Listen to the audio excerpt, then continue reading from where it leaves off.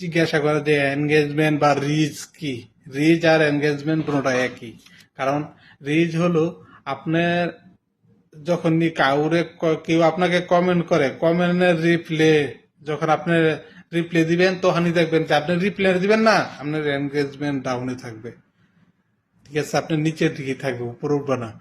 যেটা রিচ বলে, রিচ নিচের দিকে থাকবে, রিচ বাড়বো না। আপনি কমেন্টের উত্তর দিতে হবে। আপনাকে একজনে কমেন্ট করছে, হাই লেখছে, হ্যালো লেখছে বা যাই লেখছে, আপনি এর কমেন্টে গিয়ে উত্তর দিতে হবে। কিন্তু আবার এর কমেন্টে গিয়ে উত্তর দিচ্ছেন, এর কমেন্ট গুলা এর চাইতেছেন আপনি এই কমেন্ট করুক, এর কমেন্ট উত্তর দিচ্ছে, আপনি এর কোনো ভিডিও দেখতেছেন না, এর কমেন্ট এর ভিডিওতে গিয়ে কোনো কমেন্ট করতেছেন না, তাহলে আপনারও এনগেজমেন্ট বাড়বো না, আপনারও রিচ বাড়বো না, রিচটা নিচেই থাকবে। আর রিচ বাড়লে মনিটাইজেশন পাইতে অনেক সুবিধা।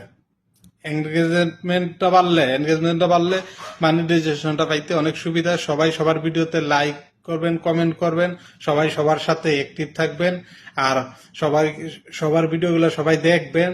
হ্যাঁ, দেখবেন, দেখলে তাহলে আপনাদের যে মনিটাইজেশন বলেন, এনগেজমেন্ট বলেন, রিচ বলেন, যেটাই বলেন, ফেসবুকের সম্পূর্ণ অ্যাক্টিভ থাকলে ফেসবুক কিন্তু এটা দেখে আপনারা কে কতটুক ভিডিও দেখছে, কে কত পার্সেন্ট ভিডিও, কার ভিডিও কতটুক ভিউয়ার হয়েছে, বা কার ভিডিও আপনি কতটুক কার ভিডিও দেখছেন, ওগুলা কিন্তু সবই দেখে।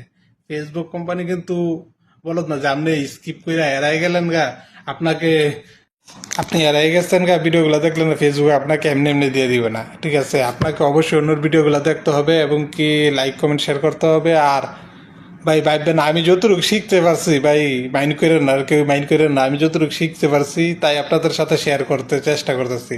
আমার এত অভিজ্ঞ নাই, ঠিক আছে, আমি কিন্তু ভাই এরকম না, এরকম শিক্ষাগত যোগ্যতা নেই, কারণ আমি দরিদ্র পরিবার থেকে আসছি।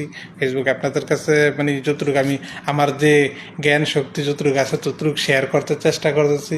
সবাই ভালো থাকবেন, পাশে থাকবেন এবং আমাকে সাপোর্ট, আমার পাকে ভালোবাসা দিবেন, ইনশাল্লাহ আমি আসছি।